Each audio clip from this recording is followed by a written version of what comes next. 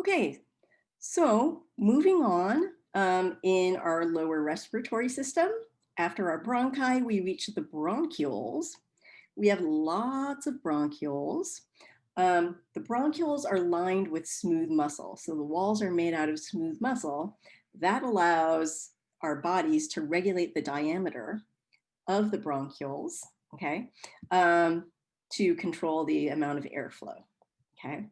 What else do I want to say? Oh, that regulation happens through the endocrine system, the nervous system. Okay.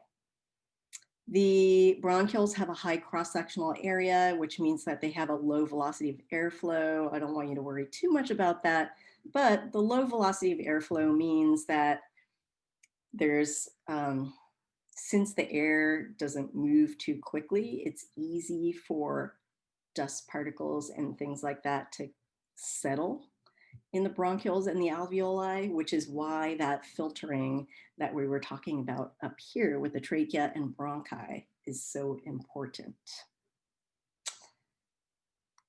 Okay, now let's move on and look at the alveoli, which make up the lungs. Actually, let's start with the lungs. So we have lungs. We have two lungs, one on each half of our body. Okay. Our right lung is made up of 3 lobes. Our left lung is made up of 2 lobes, and it has a little notch here for your heart. Okay. So sometimes people say like the left lung has 2 lobes to make room for the heart, which is not an argument that I buy because like you could have 3 smaller lobes, but anyway, that's a way to think about it and remember it. Okay. And the lungs are made up of these sacs called alveoli. So let's take a closer look at the alveoli. So this is if we take a cross section through the lungs like this, we get to see the alveoli like this, okay? The alveoli have 2 main cell types.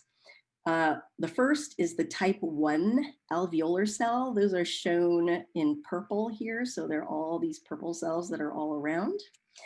Those are epithelial cells that across which gas exchange happens, okay?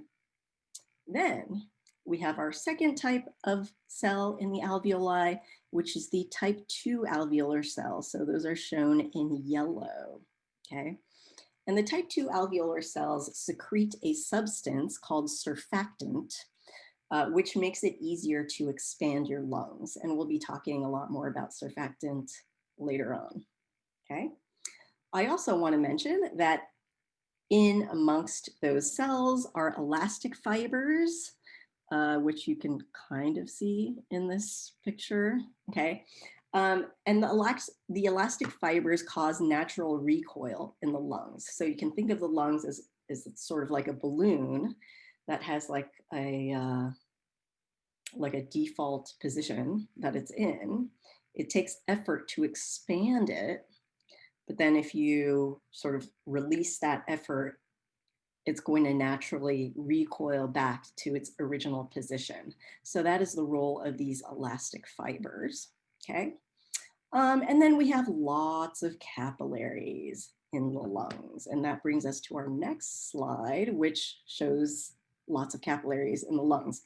Okay, so looking at this figure here, what you're looking at is a bronchiole coming down and then terminating in these alveoli. Okay, along next to it is an artery, or maybe it's an arteriole, I don't really know, coming in. And as you can see, it's branching into capillaries. And you can see that these alveoli are basically just completely coated in capillaries, okay?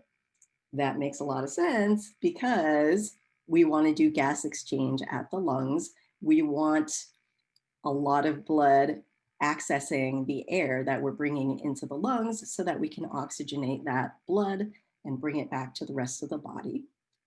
Okay. On the right, what I want to show you is this is showing you the interface between the capillary and the alveolus. So alveolus is singular of alveoli. Okay, so what you're looking at here is this is like the inside of the alveolus where the air is. In purple here is the wall of the alveolus, okay? In red here is the wall of the capillary, and then we have the plasma and the red blood cell. So the point that I want to make here is that there is a very small space between the alveolus and the capillary. They're very, very close to each other, right? So this is zero point 0.1 to 1.5 microns. That makes it easy for air to diffuse from, or for gases to diffuse from the alveolus into the blood or vice versa.